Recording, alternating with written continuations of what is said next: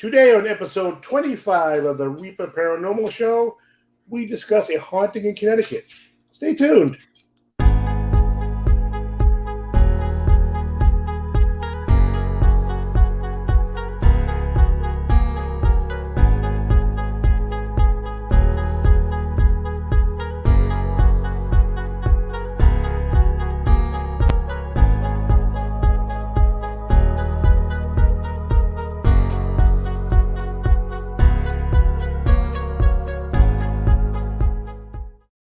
Thank you for joining us today. I am Roy, your host, and I am joined by my co-hosts, Tom and Shay. What's going on, kids? Hey. Hey. Hey. All happy. What's up, guys? Good, how are you? I'm good. We just recorded our geek show, which is very good. If you want to watch some fun stuff, we did a show on Rhode Island Comic Con, and check that out on YouTube on the Geek Perspective. And my dog just has to hop on my lap here. Check that out. And today we are discussing a haunting in Connecticut. Oh yeah. Yeah, I love the story. I watched the movie. I've heard the story for years. I remember I read up in the paper about it years and years and years ago, vaguely. So it's I think it's a great story. Mm-hmm. Yeah, it is. Not far from here either. Nope. Not too far. And, as a paranormal team, just to give a heads up to everybody, we potentially have a case in the Middleborough. The family everything's been quiet recently, I was told. So it's better, but they're still keeping us in mind for a possible investigation. Very We cool. are planning on going to the haunted cemetery in a town. I won't. Rehoboth. It doesn't really matter if I mention it. We plan on going there. We don't break into places. We get permission from the police. It's a public cemetery, so we get permission from the police department, and they're usually very good about letting us in. So that's going to be coming up, I believe, next month, right? We're talking June. Yeah, if we could, that would be awesome. That's coming up. Also, what's the house that has I'm drawing a total blank. There's a haunted house in Middleborough. Drawing a blank on the house. It's a famous haunted house. Drawing a blank, but we're working on getting in. I'm working on getting us into there by two different people, trying to get us in. So if that might come to fruition, that would be great. They're letting paranormal teams come in again, so we can get in there. That'd be awesome. So we have stuff in the fire.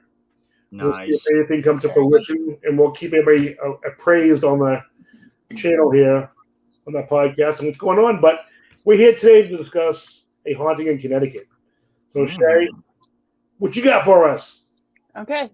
All right. So, I'll let you know that I tried very, very hard to find a way to tie in the Wendigo, and I could not find anything. So. You and your Wendigo. I love it. Okay. So the haunting in Connecticut obviously takes place in Connecticut, and the house that we're talking about today was built in 1916. It was originally the Hanlon Funeral Home, and until 1936 until when the Hanlon, I guess it wasn't originally the funeral home. I apologize, but the Hanlon Funeral Home relocated in the 80s to a different area, and then it became apartments. So the funny thing is, I actually thought it was a full house. I didn't realize it was apartments. It's actually upstairs apartments, downstairs apartments, and so on. I'm sorry, Tom, go ahead. I only realized that recently too. When I was researching it, I'm glad you brought that up, because I was like, then I'm starting to read about the landlady, and I was like, and then for a second I was like, well, maybe they just rented the whole, and I was like, no, it was apartment. Okay, In the movie, wasn't it a house in the movie? Yeah. Okay. It was. And I think they bought it in the movie too. And obviously in real life they just rented it. The parts of that were true though were it's actually the Snedeker family or Snedeker family. I'm not sure how to say it. But they moved in with their 3 sons, 2 daughters, and 2 nieces, I believe. Yeah, their oldest son, Philip, actually was sick. That was true. He was suffering from Hodgkin's lymphoma. And they moved there to be closer to where he was being treated. So that's a sad, but that is actually a very true part from the movie. Yeah. Just to kind of touch on that a little bit, because I always want to kind of pay the respects where they're due and when we do certain stories. Philip actually passed away in 2012 on August 9 after a very long remission, and he leaves behind 4 children. So sad. So rest in peace. Yes. But so their official move-in date was June 30th of 1986, and the owner wanted to originally turn it into real estate offices, but couldn't get the zoning. I'm a little confused by that, how you can get zoning for apartments, but not offices. That's It's I find that confounding as well. It's Connecticut. It's one of those risky places, you know. Yeah, it's just very strange. People are riffraff out. That's all that is. Yeah. The undesirables. So there's too many conflicting results, so I don't 100% know whether or not the mom had any clue whether or not it was a funeral home beforehand. I can't find anything verifying one way or the other, and there's reports saying that she didn't know, but there's reports from other people that were interviewed saying she absolutely knew. And that's what I had found is that and I don't know, because it's talk. You read these reports and it's like, who do you believe? Because everyone that you talk to sounds credible. You know what I mean? Yeah. So, why would this person lie? Why would that person lie? But I did run across that same thing where even the landlady, didn't the landlady, it was like absolutely she knew. So yeah, yep, that's what I saw. The landlady was not a fan of this family. No, she's definitely not. And I will kind of add to that the upstairs neighbors, because I guess it's an upstairs and a downstairs duplex. I don't fully understand the mapping of it, but they had no claims at all. They can't support any of the claims. They don't recall hearing or seeing anything. So after they moved in, very shortly, Philip started exhibiting very uncharacteristic behaviors. He was dressing differently. He was writing disturbing things.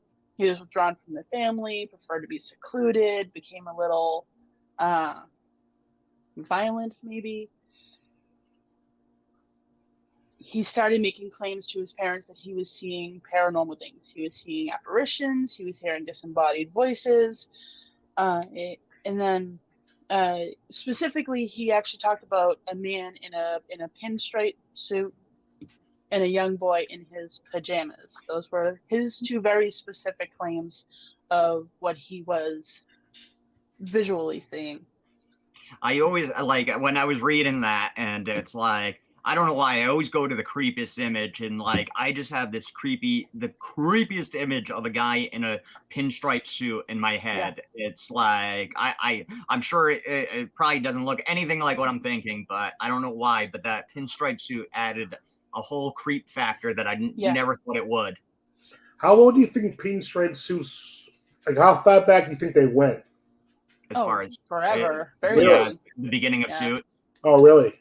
Yeah, because I know in the because weren't like pinstripes pretty big in the 20s with zoot suits and stuff like that. So it's I think they've been around for a long time.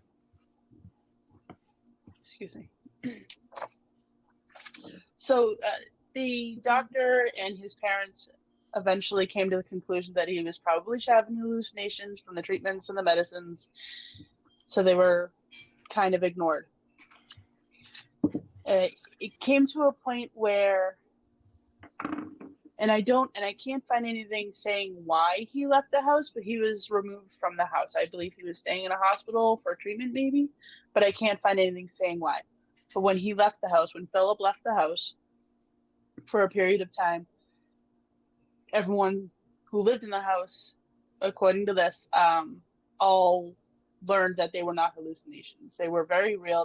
And they began happening to them, largely to Carmen, the mother, and the oldest niece, I believe, had claims of possibly being sexually assaulted by entities that they could not see. On top of that, there was poltergeist-like activity, things being thrown, things being moved. Was there physical evidence Hmm? of the sexual? Was there physical evidence of the sexual assaults, like bruising or anything that you know of? I couldn't find anything saying that. Nope. Yeah, can we unpack? Can we just unpack that sexual assault for a second? Yeah, yeah. So, and I've heard other ones, and like I've heard people joking around being with assault, but I've actually heard other people claim this and that. And a lot of it was like I had read the mother. Where was it? And because I have some notes both here and. You said she was full on raped by a ghost. So, is this possible? Do we think that ghosts can rape people? That's one of the historical things. Physically, with evidence, no. Right. Can they manipulate the body in a way that could give certain sensations that would be familiar to that? Yes. It's all energy. Okay. So when I hear this, I automatically go to an incubus or a succubus. In this case, it would be an incubus.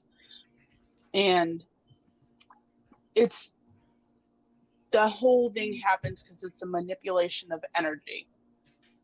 It uses your body's own energy waves and your body's nerves and everything like that to portray the feeling of that.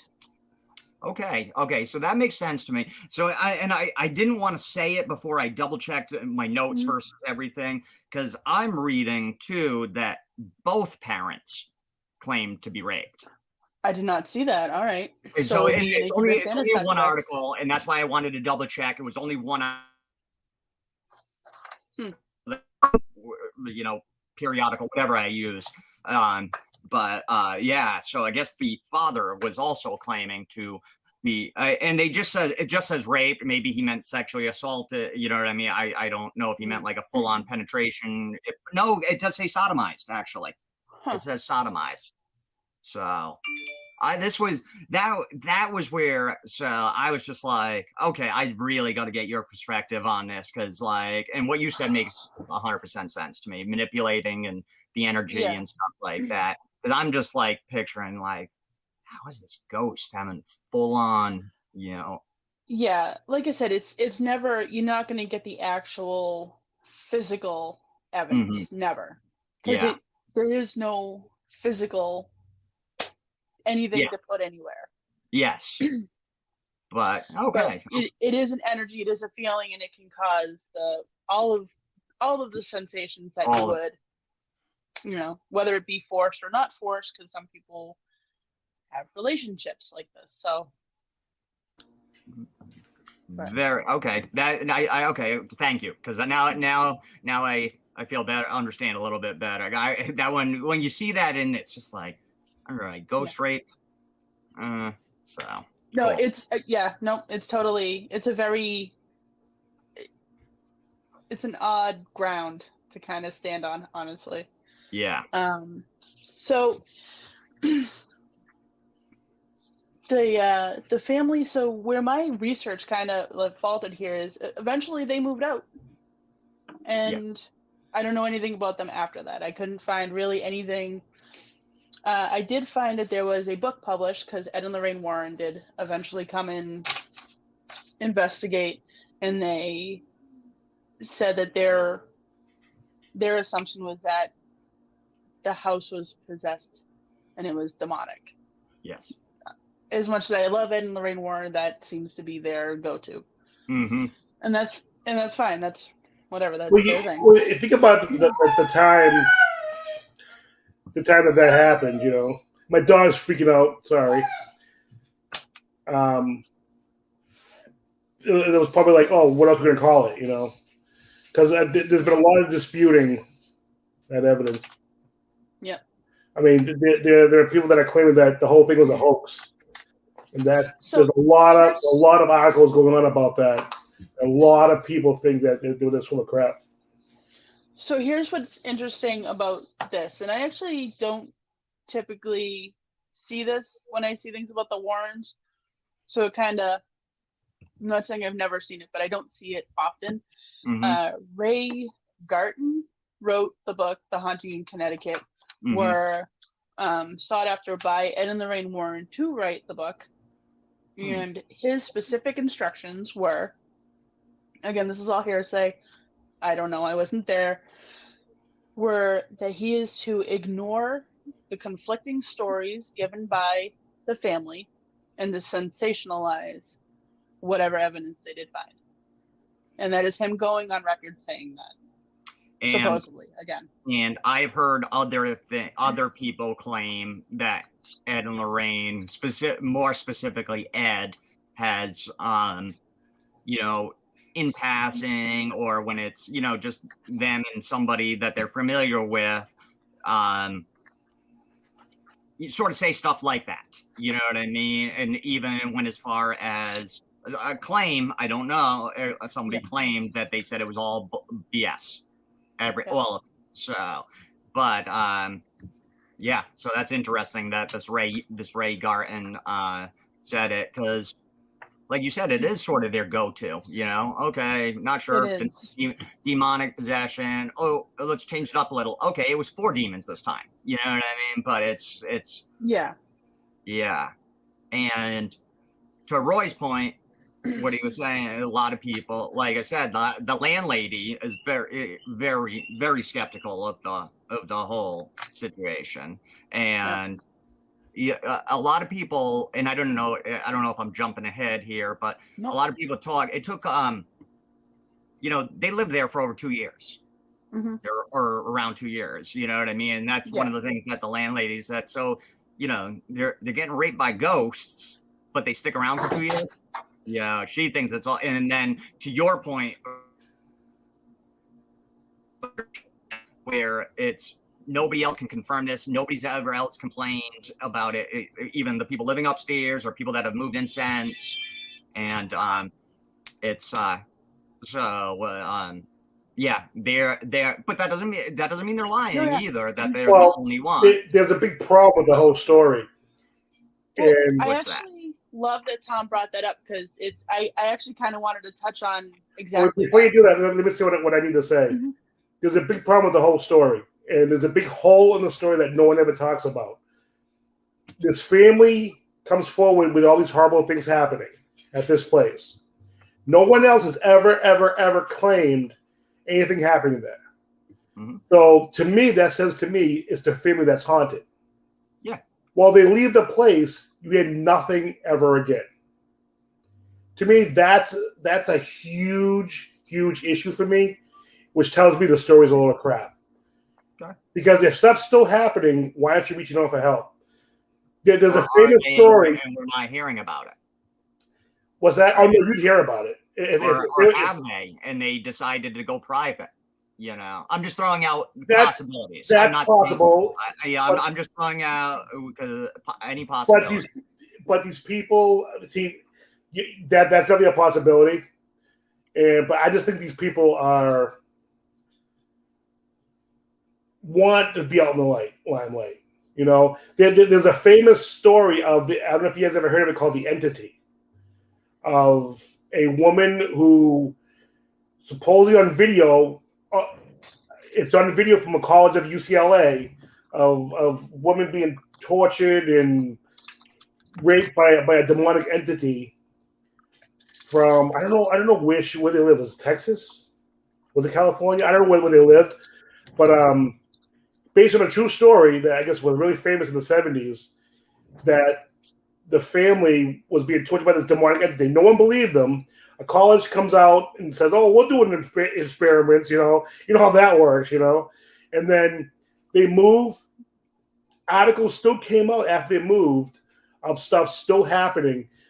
Last article I read was, I know it was early 2000s, late 90s. This happened in the 70s, and the article was saying the stuff was still happening to the family to that day, at that point. Hmm. Yeah. So it's I understand what you're saying. And other than you saying maybe they want it private, yeah, that's possible. Yeah. But I understand what you're saying 100%. And a lot of people have thrown the doubt. You know what I mean?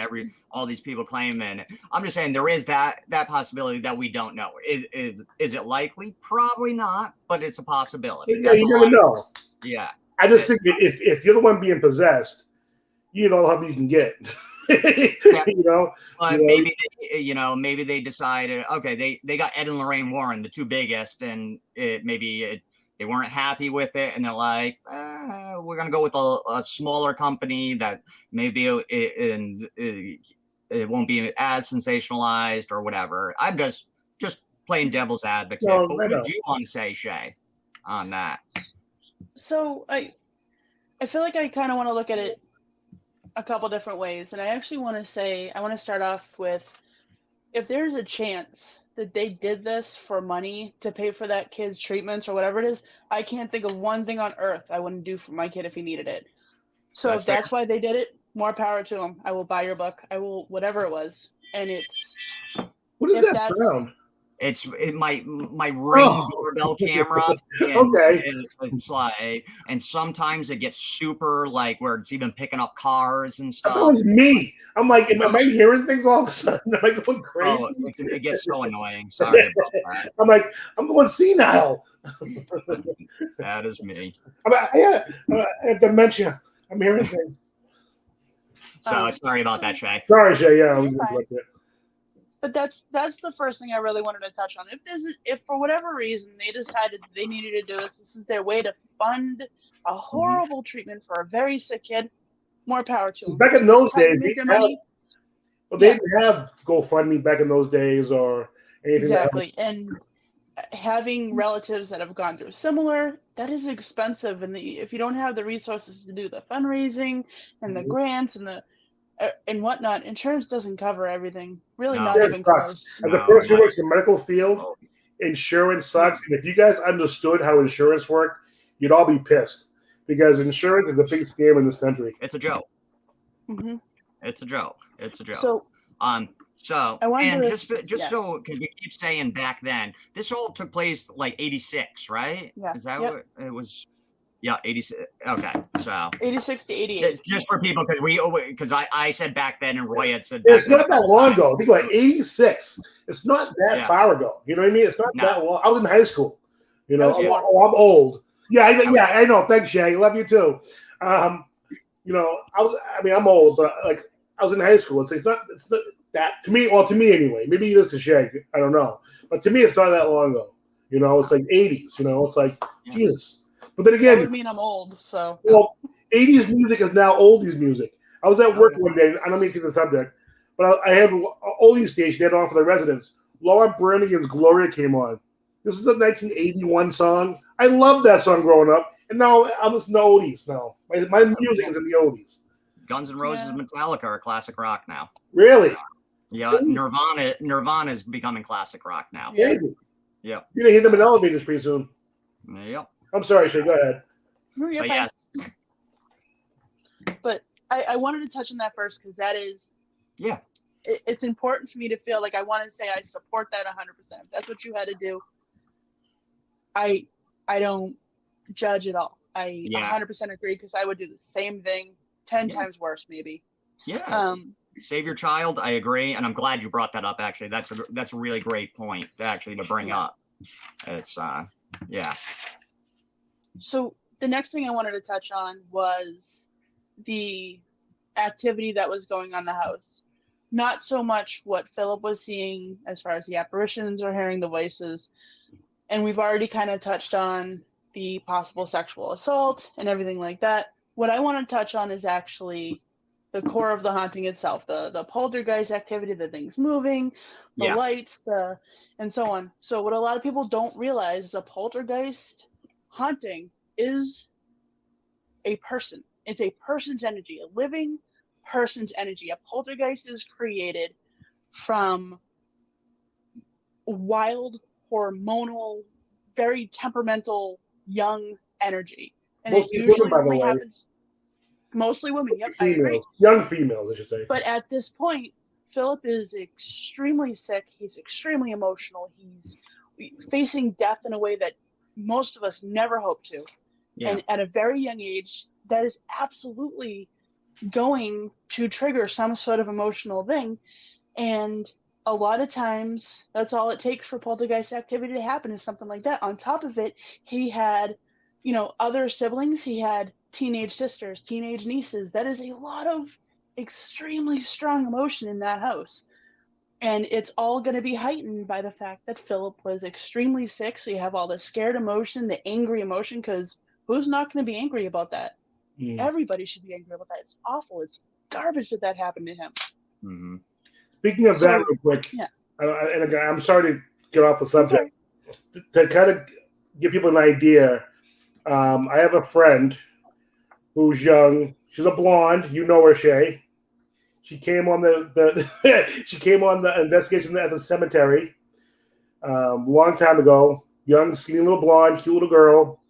You know her very well. Britt? Yeah, no, because with a B, yep, you know her. You know her, yep. Yeah, I know where you're going. You know her.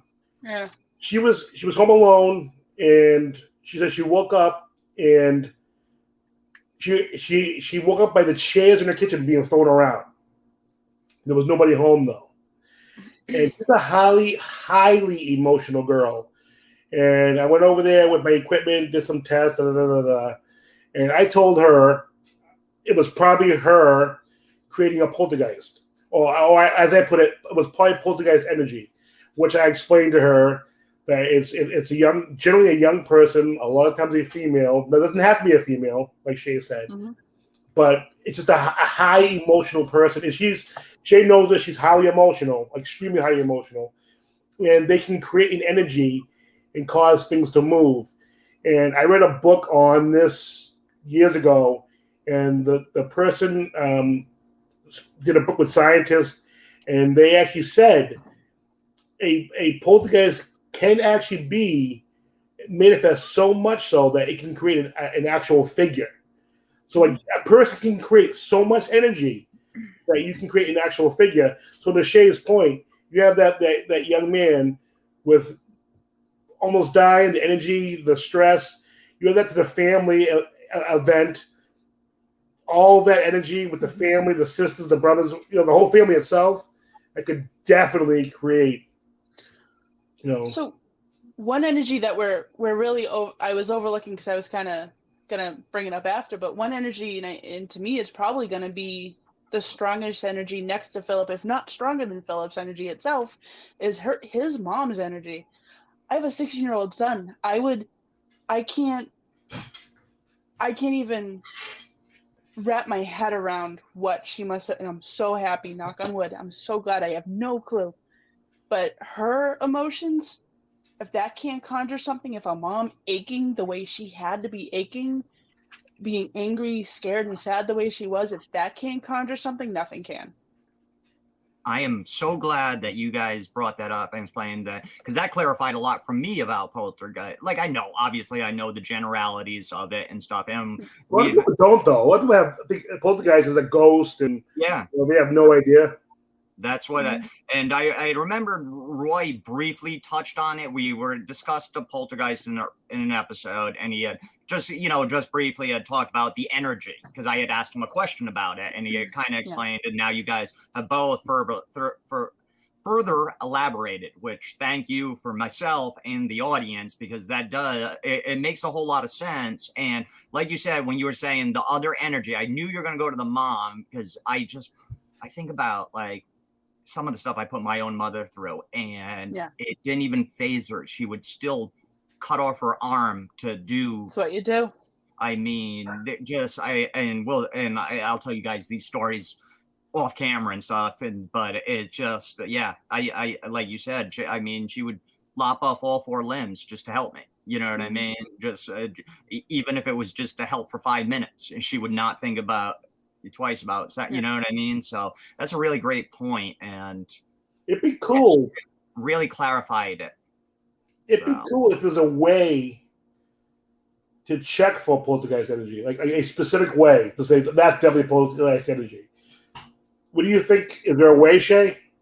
So, for some people, yeah, there probably is. But for the average, no, I mean to say, like our team to go in there and say that's definitely poltergeist energy. So, 100% accurately, no. There's nothing. I will say that when you touch on the empathy aspect of things and certain things like that, certain people can walk into a room and feel everything. I happen to be one of those people. Not a great thing. But when you walk into a room and you can feel that tension, I get a chill and a tingle at the base of my spine. If it is really bad, my spine legitimately feels like it's vibrating.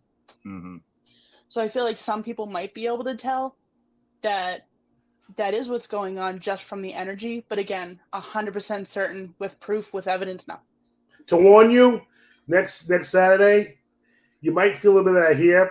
Linda's coming over, and it's the anniversary of some of our family passing away over years ago. So you might feel some of that this week. Just give you a heads up. Is that the one who I went to her house? No. And it was her brother and her sister? No. No. Who was that? Oh, Roxanne. Never mind. Yeah. This is a friend from work, Linda. She's awesome. You'll love her. But if you feel energy, it might be from her. Just to give you a heads up. Okay. Don't tell me anymore. Nope. I want to see if it was possible. Nothing, because I'm like, she doesn't want to know. She'll want to talk to her, probably, possibly. You might want to talk to her. Yeah, who knows? But just give you a heads up. No, if I see something or if I pick up on something, I will generally tell you first. And I'm interested. And I'm sorry. And I'm interested to see what you feel around here, because with about Dave passing away and my mother passing away, so I'm interested to see like who the hell, if there's any more people lingering around here, because man, this house is getting full of people dying here. But I have to create. I told Rick, I'm like, you have to create some more rooms here for all the ghosts we have here. They don't take up a lot of space. You're fine. You're fine. Jay. So I feel like that was really the most important thing for me to touch on, and it's small personal story. And the only reason I even kind of understand possibly how strong this energy was is my son was a year and a half old, almost 2 years old, and he was essentially kidnapped. His birth father decided that despite all legalities, he was just going to take him. And he did. And it was over 24 hours, and that was the absolute worst thing I have ever felt in my life. Just thinking about the physical symptoms, I couldn't stop throwing up. I had goosebumps all over my body and hives, and just, it was the worst thing. And I kept on driving around to find him, and I eventually actually did. And thankfully that was all handled, but it was just, I feel like hers had to be times a million that, and I can't even, I don't even know how I made it through that. I can't fathom dealing with what she dealt with. Wow. That is not, I mean, not the way you feel, obviously. That's completely understandable. That's nuts that happened, and I'm glad everything worked out, because Jesus, that's it really done that story. That's intense and crazy. And I'll have some more questions for you off camera on that one. Absolutely. Yep. Because but yeah, just to you, that's it. That's a great story to add to that point. That it's and I'm glad we had that conversation right there about the poltergeist, because I think that will clarify for a lot of our listeners that it's energy. You know what I mean? It's not. It's because I think there is misconceptions. And if you watch the poltergeist movies, which I love, I think they're some of the greatest horror films ever. But that's not very clear through those movies that what, you know what I mean? It's like, especially because I was young when they came out. So it's like, Yeah. well, I know for the longest time, I just thought a poltergeist was, you know, a bunch of ghosts in the house throwing shit around. Yep. That's common misconception. That's common. Yeah. But that would also kind of lay claim and almost explain why. I know we were talking about how when they left, all of a sudden nothing happened.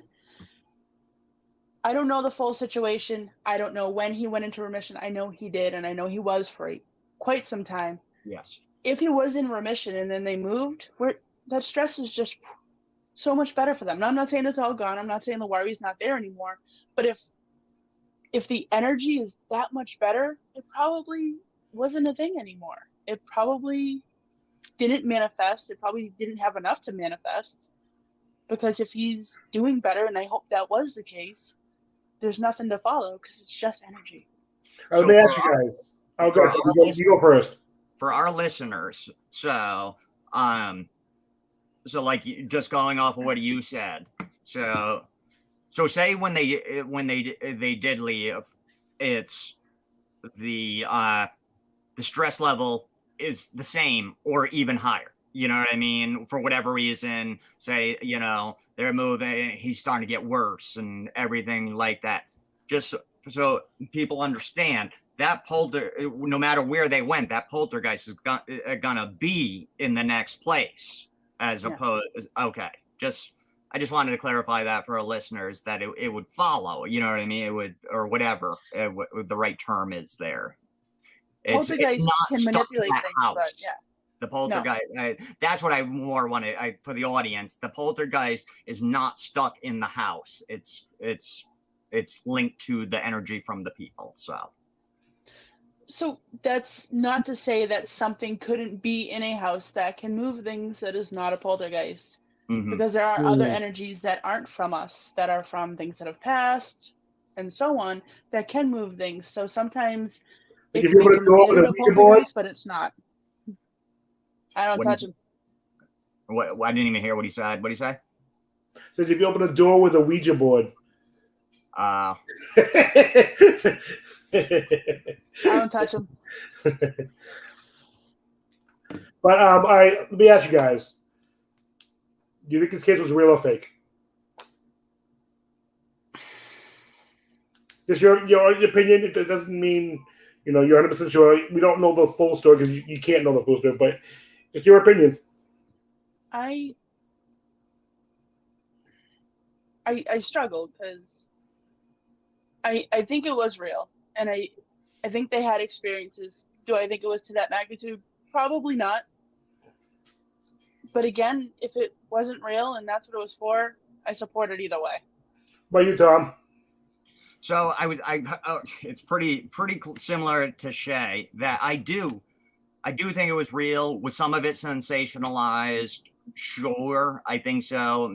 Maybe by the family and then by the Warrens and that, you know what I mean? And then the book comes out, so has the book, with its own sort of narrative conflated that stories and because it inevitably happens. So I think it did happen. Maybe it wasn't as intense as it's made out in the movies and in the story, but also to Shay's point that hey, if she did this as a precursor to GoFundMe and just it's I'm all for it too because you're trying to save a child. And GhostFundMe. What's that? GhostFundMe. GhostFundMe. I like that a lot. Look at your website, GhostFundMe. I like that. So yeah, I'm here for that as well. Because hey, you got to do what you got to do, and a child, like I said, there's nothing worse in this world than a child going before their parents. What do you guys think my answer is going to be? I'm gonna. Fake. Yeah, it's fake. Why are you guys so negative? No, I think it was real. I think it was real because I remember it being in the news. It was actually news. There's actually articles about this case, and I remember reading them in the 80s. And I only remember reading them because my newspaper had articles about around Halloween. And they did articles about New England famous hauntings and blah, blah, blah. And that was one of the stories. And at that time, it was a positive case, and that always stuck with me. So I actually believe it's real because at the time I read the story, now new evidence could come out and change my mind. But now, why do you guys think I was going to say it wasn't real? Because that's 99% of our episodes, about 7 to 8 minutes in, it's all bullshit. Well, you know why? Because most of it is, you know. It's no, and I know, and I understand, but that's usually your you guys believe everything's real. You guys probably believe all the UFOs coming down there are real. No, you know I'm a skeptic. Have you guys seen like all the new evidence of like UFOs like on YouTube, like all that stuff that's coming out now? Yeah, I saw it because they released a bunch last year. A bunch of those videos. Now, what do you guys think it is? Aliens. Yeah. I'm torn. I'm like, I'm hoping it's aliens, but I'm like, because like when they talk to the Air Force pilots, they're like, yeah, you know, we took to the Pentagon, and they're like, we don't know what it is, and I was like, oh, that's cool. And then I watched another video, and someone brought up that, but they don't know what Black Ops are doing. They're like, oh, so we have some cool technology. Mm-hmm. That'd be pretty cool too. But I'm hoping it's aliens. Yeah, I don't want to be aliens because I know people that say there's nothing out there, and to me that's ignorant to say we're the only people in the whole universe that can exist. I find that very hard to believe. That if we're it, we suck. So I believe that at least some of them were possibly aliens. Some of the videos that they've released. I mean, if they're not aliens, it's something, like they said, it's something with our government. I don't think it's another government, because I think personally, and it's funny, I had this discussion with somebody either last night or the night before at work, because we were talking, my buddy Russ last night at work, and he was talking about it, because we have one guy, Scotty, that's totally believes in aliens, and if it was another government, like Russia, say, for example, if Russia, they'd already be attacking us with that type of technology. Why do you assume that? Would be because the way Putin is a diabolical man. He's very diabolical man. But what if they don't have ways to attack yet? Well, that could be, but I am, and honestly, if that was another government, and because you see some of those videos, it's almost like they're coming for like an aircraft carrier and other airplanes and stuff. Like it looks like they are almost ready to attack. So I'm thinking if they have that technology, you know, and some of that technology we are so far out on right now, some of that propulsion technology where these things can stop on a dime, and there was the one video where it drops like 27,000 feet in a second and then just stops right above the water and hovers. I'm sorry, but no, that's my feeling. And same with China. I don't know China's leadership as well. I know I know we have a very tense relationship with a lot of the so-called other superpowers. And I feel like if they had that technology, they'd be coming for us. So that's why I lean towards aliens or our government. I could be wrong. That's just my feelings. I want it to be aliens, but I assume it's our government. It's I think it's possible that it could be Russia or China, because they've been flying over our East Coast and they haven't bombed us yet. So I think it's very feasible that they could be flying spacecraft around just to mess with us. You know, you remember those stories, how Russia's been flying up the East Coast constantly, and that's how they came out. It's like, are you serious? and nothing ever happened then. So I hope it's UFOs. I hope they come down here and take all the stupid people and take them to their planet and beat them. What do you think, Shay? I know you said you thought aliens, but you think it could be anything else, or? I feel like it absolutely, at least in part, some of the claims or some of the different evidence could absolutely be our government maybe testing things, but some of the really outlandish stuff, I can't even wrap my head around why we would be able to do that and not use it. Not alien technology. Better something, exactly. So if it was ours, I would feel like we would use more of it. Yeah, they would be implementing some of it in ways for that. Yeah, how do you know they're not though? That's my whole entire point. Like they could be implementing it and you wouldn't know. How do we know anything? You're right. You're right. It's like, I mean, that's the thing. But yeah, I mean, and then just to Roy's point on the aliens, to think that we're the only beings in this. There are scientists, well-respected scientists, MIT, Harvard, and stuff.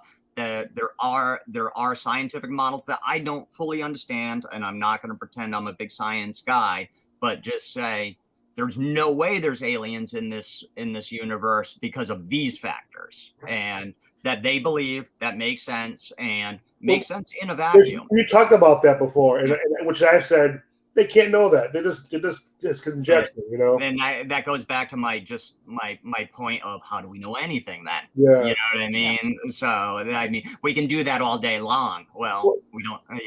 It's just it's all opinion, Yeah, but they have, they claim that it takes very specific, very precise conditions to create life as we know it, and the chances of happening it twice in a universe are, according to these people, I'm not saying they're right, because I have a tendency to believe more in aliens personally, but I always feel it's good to hear both sides, is that it's, it takes it to happen twice, and never mind dozens to hundreds to thousands of times, is the chances are just astronomically low, according to them.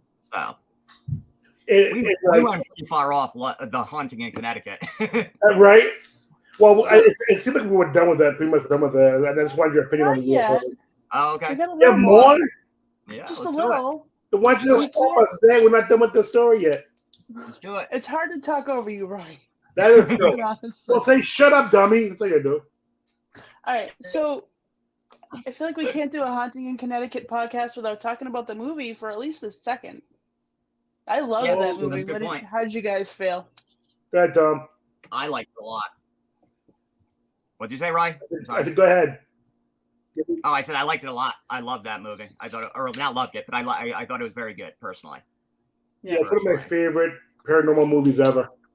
It's great. Really? The only reason I don't have it on my arm is because I want the Two Dead Boys poem, and I can't fit it on my arm. So, but I loved it though. Well, I'm surprised that Roy put it in one of his top. Why? Yeah. It's a great movie, but like I don't know. I guess it would be a better movie. Come on. Oh, a better movie? Texas Chainsaw Massacre. No, paranormal movie. Oh, paranormal movie. Well, yeah. Oh, okay. So I'm just. In general. Yeah, paranormal. No, paranormal movie. Oh, okay, gotcha. Okay, that was my bad. Yeah, I liked it a lot. I thought it was good. I really did. I thought it was a good movie. Yeah, I think it's one of the. Other than The Conjuring, probably the best, based on a true story paranormal movie ever. Because there have been others, and it's like some of them are hokey. The Entity. I think it's the best probable it's hard. It's like if you've never seen the entity, you have to see it because, like, historically, it's probably the most realistically true story ever. And I only say this because a famous university investigated, theoretically found evidence. I think theoretically because you can't prove it, but like they theoretically found evidence, and there have been articles through the years done on this family, which the stuff has continued to happen to them wherever they move to. They've had horrible stuff, and other people have tried, and no one's been able to help them. And everyone says something's going on, whether it be in their minds, creating it, subconsciously creating it, something is going on. And it's just, if you haven't seen it, if you can find it, check it out. It's a great movie. I just wrote it down so I would, because I forget everything. I just think for like a movie, like a good movie, because it's an old movie. It's not a new movie, but there's an entity that's like a Japanese in the woods entity that just came out a few years ago. This is an older movie about a family, and the woman it's pretty graphic. The woman gets raped in the movie by an entity supposedly, and all the articles that have ever been there said that supposedly that actually happened, which goes to what you were saying. Like how's that possible? UCLA says that actually happened. Well, after Shay explained it, it made sense. It was just kind of one of those, because just the whole it seems kind of, and you should never joke about that type of stuff. You know what I mean? I'm not saying that's a good joke material or anything like that. But after Shay's explanation of the manipulation of energy and those sensations and stuff, it makes total sense to me that could happen, like 100%, because like you said, it's a manipulation of energy and creating feelings that are similar to those sensations that you know. So it's that's but it is when you first see it and you're not too you don't know a lot. You read articles and it's like, yeah, okay. Yeah, I believe, but I'm also a skeptic. Yeah, and it's like I think most people just tell a story because they want to get a minute of fame. I was in bed and the ghost succubus rode my penis for an hour. It was the greatest thing ever. It's like, yeah, okay, buddy. Yeah, you drunk fool. Maybe it was that girl that you slept with and you just were the drugs you were taking didn't help. Shay, I love your expression, Shay. You have the greatest expressions in the world. I miss seeing you in person. Tom, Shay's one of those people that like we'll get together and like I'll say something to make her blush, and your cheeks just turn bright red, and she goes, "Oh." Yeah, I'm very animated. Yeah. I'm like a 3D cartoon character.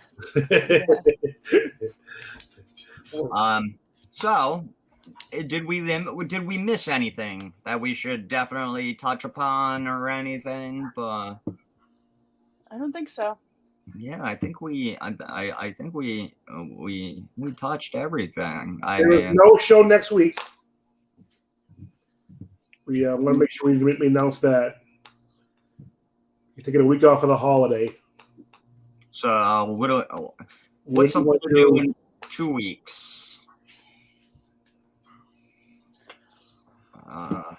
Where is it? I actually have a list. Tom's got a list. Yeah, I know I got a list too. Tom's damn thing again. I know, the fucking dude. It's so aggravating sometimes.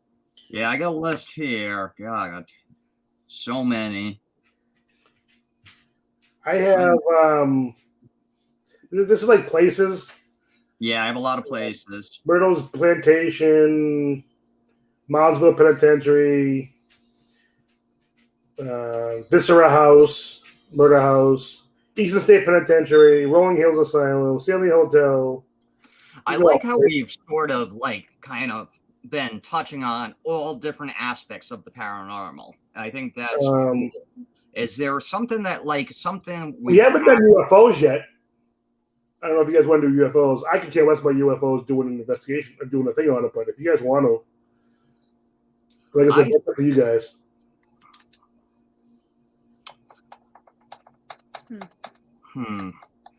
I think a UFO has the potential to be a very big episode, so we may want to. You just touch on what you do is you touch on a specific aspect. Like I said, you don't have to. I just do it out there. No, my point is, like, I would definitely want to do an episode in the future on UFOs. I think we should really sort of, brainstorm on what we want to, because it can be, you know what I mean, what stories or whatever, and sort of where we want to go, because I mean we could go for hours and hours and hours just on UFO. You know what we should do then for that? Let's all get together some weekend. We'll get lunch or something, either at someone's house or whatever, and that we'll do a brainstorming session for that reason. But we'll hang out too. When we plan that, that's cool. We'll brainstorm. We can even plan, because what I would like to do personally is plan episodes a month. I did this before. Plan them a month in advance, so that we know what we're doing for like a month. That we don't have to every week be like, "Oh, so what are we doing?" You know, that'd be something cool to do if that's possible. I don't know if it's even possible for us, but just a thought. Shay looks scared. No, you're thinking about UFOs now. Well, you have to look like you're fucking crazy. What are you thinking? No, that's just my look, I guess. I don't know. That's my I'm thinking look. That's when the wheels are turning. I don't know. What else you got for stories? Then any ideas? So I got a lot of places, and then I noticed, because we did do an episode on what did we? It wasn't. We did urban legend. So then I started trying to think of other things. I have stuff like I have spontaneous combustion. Weird sort of things like that. I don't know if people are interested in that. I was just trying to sort of expand the topics that we talk about. And that, like I like the thought of something like that, something to do, maybe not even just specifically spontaneous combustion, but maybe have like a weird body phenomenon episode, maybe. That'd be pretty cool. What's the thing that comes out of your mouth there? I can't think of the name of it. Plasma. You do something like that too. I don't even know what the deal with plasma is. So it's thought to be a person's actual energy leaving from the body. Yeah. Oh, okay. You don't see it very often, at least not in my personal experience. I don't ever hear about it. Another thing we can do is we can do famous historical investigators. That's true too. We want to get away from the story. We don't do stories all the time. It'd be cool to highlight some famous investigators. I mean, I'm down for it. Yeah, I like all of it, so I am down. You guys do most of the stories, so it's really, What do you think, Shay? Unless I'm totally against something. It stinks because I'm kind of.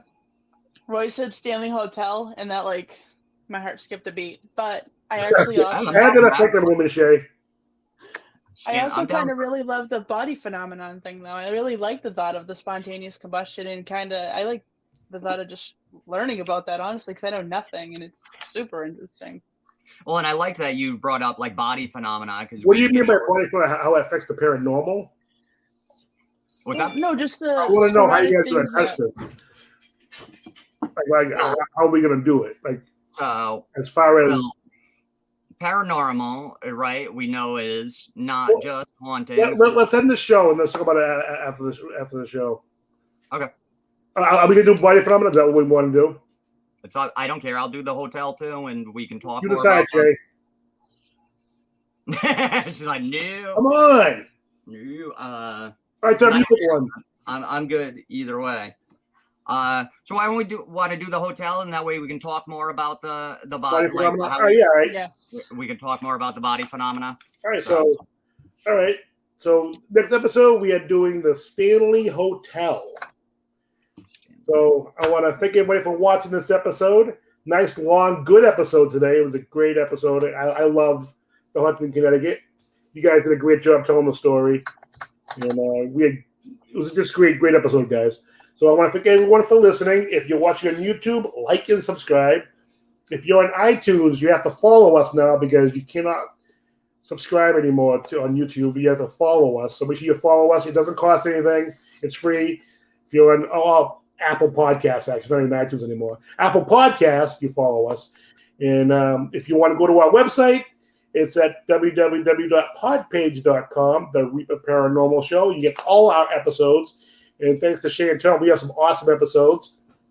So make sure you check us out because it's getting better and better every week, guys. So you want to check us out because we're pretty awesome.